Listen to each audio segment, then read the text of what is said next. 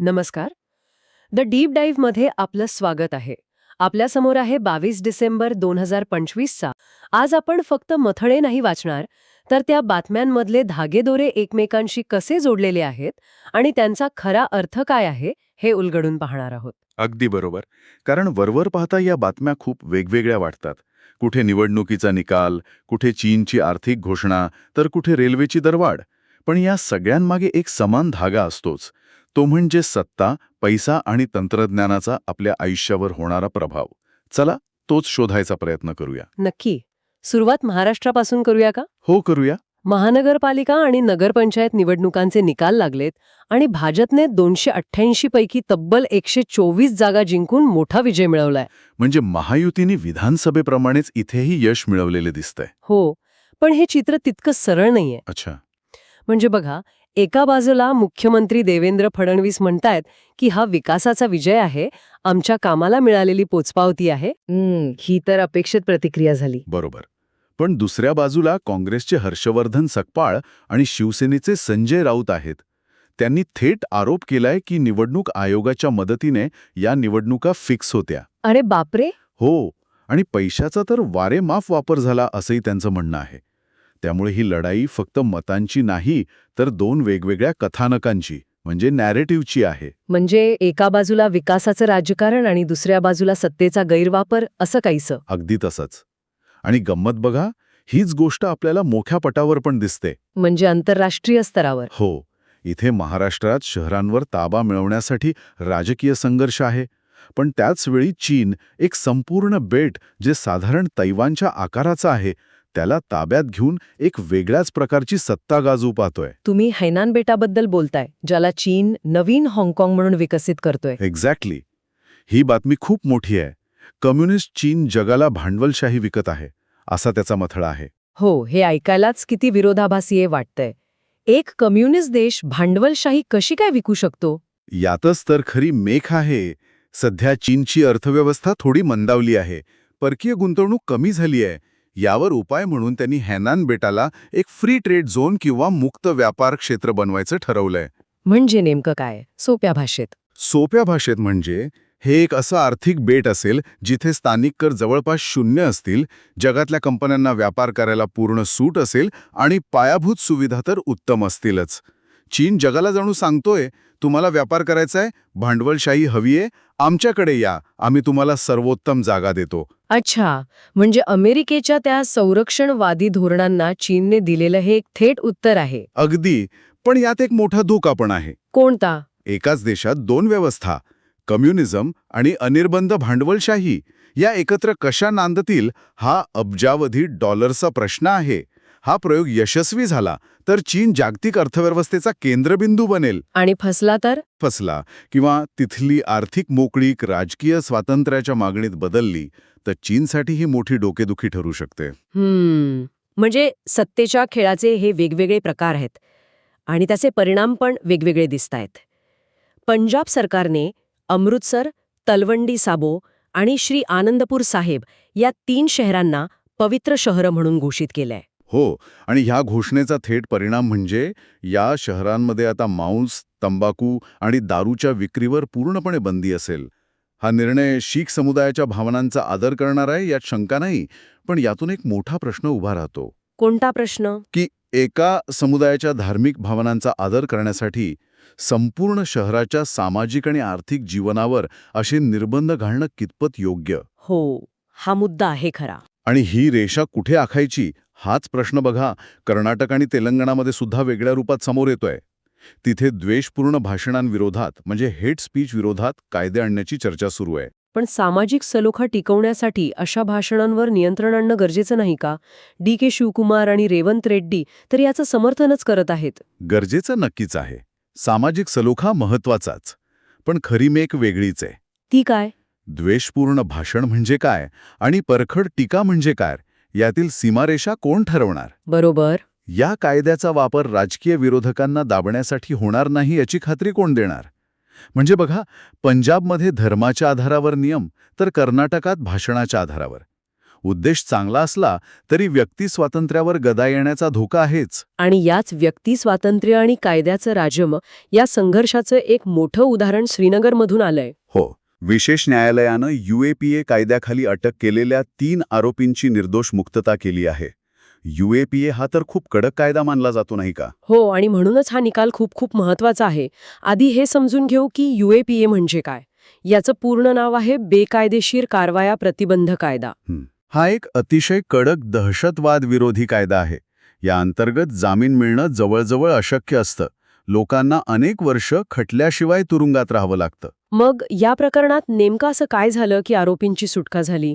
न्यायालयाने अगदी स्पष्ट शब्दात सांगितलंय की फिर्यादी पक्ष म्हणजे सरकार आरोपींविरुद्ध वाजवी संशयापलीकडे म्हणजे बियॉन्ड रिझनेबल डाऊट गुन्हा सिद्धच करू शकला नाही. अच्छा. हे 2020च्या CRPF हल्ल्याचं प्रकरण होतं. पण सरकारकडे स्वतंत्र साक्षीदार नव्हते, पुरेसे तांत्रिक पुरावे नव्हते.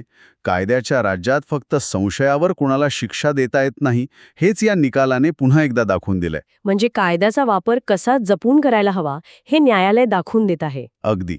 पण याच वेळी सीमेपलीकडे म्हणजे बांगलादेशात कायदा आणि सुव्यवस्थेची परिस्थिती थोडी गंभीर दिसतीये. हो, तिथून 2 बातम्या आहेत. हो, आणि दोन्ही चिंताजनक आहेत. एक म्हणजे चितगावमधलं भारतीय व्हिसा केंद्र तात्पुरतं बंद केलंय. काय झालं तिथे? तिथे शरीफ उस्मान हादी नावाच्या एका युवा नेत्याच्या मृत्यूनंतर हिंसाचार उसळला आहे. त्यामुळे सुरक्षेच्या कारणास्तव हा निर्णय घेतलाय. आणि दुसरी बातमी? दुसरी बातमी त्याहूनही धक्कादायक आहे. दीपूचंद्र दास नावाच्या एका हिंदू व्यक्तीची जमावाने हत्या केली आहे. या घटनांमुळे तिथल्या अल्पसंख्याक समुदायाच्या सुरक्षेचा प्रश्न पुन्हा एकदा समोर आलाय. भारताने यावर चिंता व्यक्त केली आहे असं वाचलं मी. हो, तीव्र चिंता व्यक्त केली आहे. या सगळ्या गंभीर बातम्यांमधून आता सर्वसामान्यांच्या खिशावर परिणाम करणाऱ्या बातमीकडे वळूया. रेल्वेची दरवाढ. बरोबर. हो, भारतीय रेल्वेने प्रवासी भाड्यात वाढ केली आहे. हो, लांब पल्ल्याच्या गाड्यांसाठी प्रति किलोमीटर 2 पैशांची वाढ झालीय.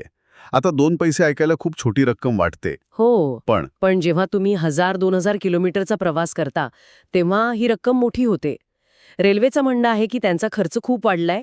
कर्मचाऱ्यांवर 1,15,000 कोटी आणि पेन्शनवर 60,000 कोटी रुपये खर्च होत आहेत. या दरवाढीमुळे रेल्वेला 600 कोटी रुपयांचा अतिरिक्त महसूल मिळेल असं म्हटलंय.